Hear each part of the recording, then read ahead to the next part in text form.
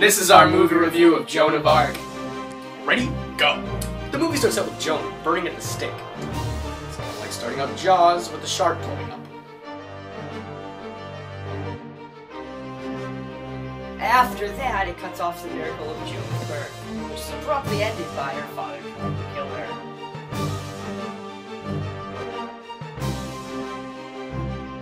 Flash forward 10 years where Joan's in church. A bright light shines in.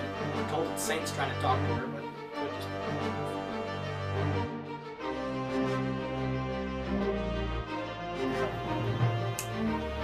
After hearing these voices from saints, Joan excessively goes to church. The priest, being interested, asks what's going on, and Joan just says it's her obligation. After this, the priest tells her about the 100 Years' War between France and England, and she learns about how her country, France, is not doing so well.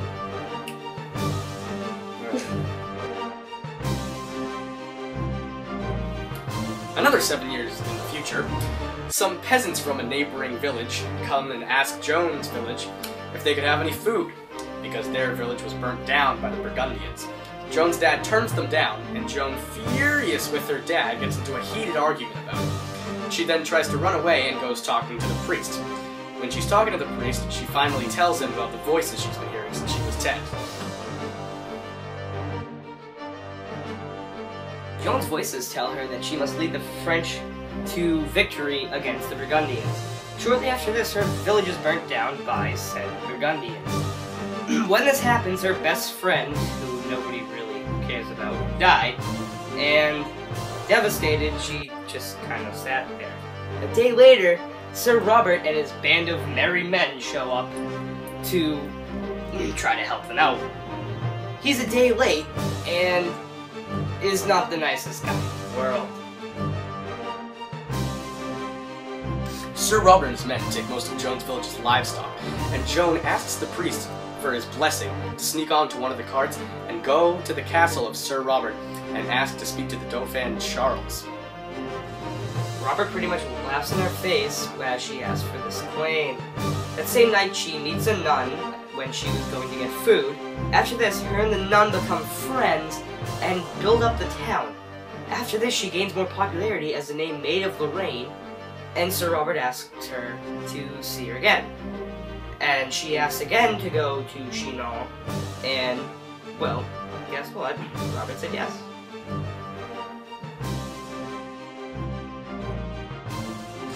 Sir Robert gives Joan a troop of men to lead her to Chinon. These men is led by Jean, who isn't really believing in this whole Maid of Lorraine story, and is kind of against Joan. But they eventually become really good friends and work things out, and he really tries everything he can to get Joan to Chinon. Joan gets to Chinon, the Dauphin lets her in, but it's not actually the Dauphin, it's another one of his men. Now this was an actual test to see if she was really worthy. And like Saint Michael comes down in one of her voices and tells her that the Dauphin isn't the man in the throne, it's actually the man inside. So she gets the real Dauphin and asks to talk to him alone.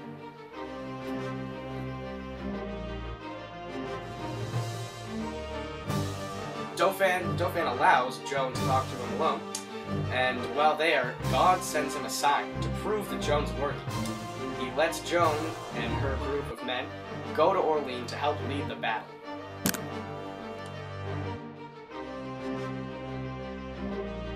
Joan gets to Orleans, she makes a battle plan, which the troops use. As they do this battle plan, her French troops pretty much annihilate the Burgundians. Because it went so well, Joan got to see the Dauphin Charles become the king. Once at the dinner reception after this, Joan speaks out publicly at the table to attack. To attack Paris so that France could really be France. At this dinner, it's pretty much a heated conversation between the bishop, who doesn't believe that Joan is hearing voices from saints, and after this, king eventually agrees to let them attack Paris.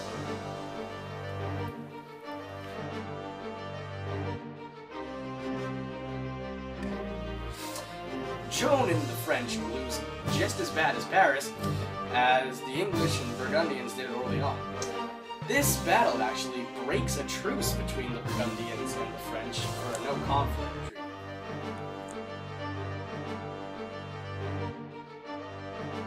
After this, the bishop actually meets up with the Burgundian leaders to get Joan captured. Now, I don't know why he'd do this. This would end up in his country losing, but like I said, he's not too fond of Joan.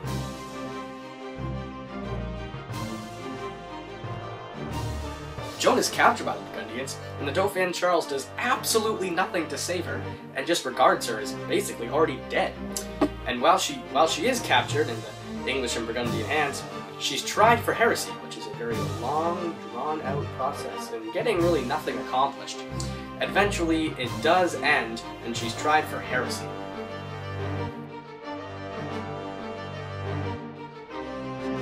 Joan was really tried for heresy because of her somewhat stubbornness to not lie to save herself.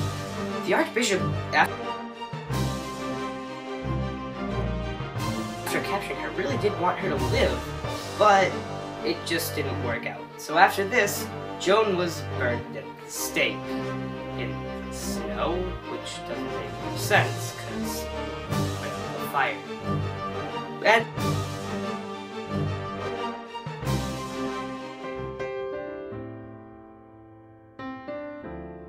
while most of this movie was up to par with the story, and most of it was true, there were some historical fallacies, like in the opening words. It regards the time period as the Dark Ages, which is more the beginning and Middle Ages, where this takes place towards the end. It also says the story of the Maid of Lorraine was told by Merlin, who's a fictional character and never really lived. some more fallacies were that Joan didn't actually lose the Battle of Paris. She got withdrawn because funds were down. Another fallacy was that Joan's brother died at the said Battle of Paris, when actually he didn't. He lived.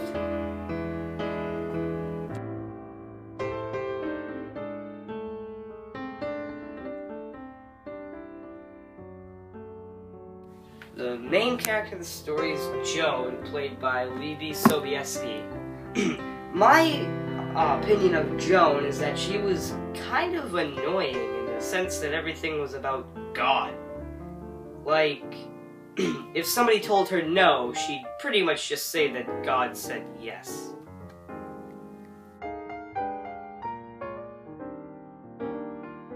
The next big character in the story was Sir Robert, played by Maury Chaykin. I liked him because he was kind of always funny and didn't really care about anybody else because he was okay, and that really doesn't matter, and nothing else him mattered.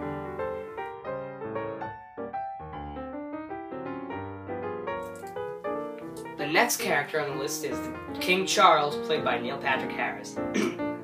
He was really cool because he actually pretty much played the role of a king.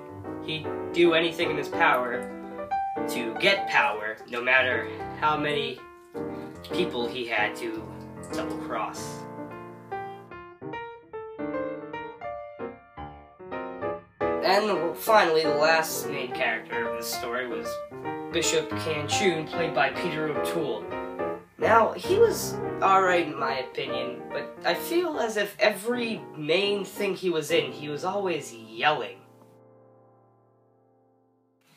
This was a pretty good movie in my opinion, but it was more to educate than to entertain, and this wouldn't be the best movie to sit down with a group of friends and a bucket of popcorn. And, you know, if you're really trying to learn about the 100 Years' War, that is what textbooks are for. But overall, this actually was a pretty good movie. It had great action, pretty good acting, and it wasn't that bad of a storyline, so I'd probably give this movie a thumbs up and 7 out of 10.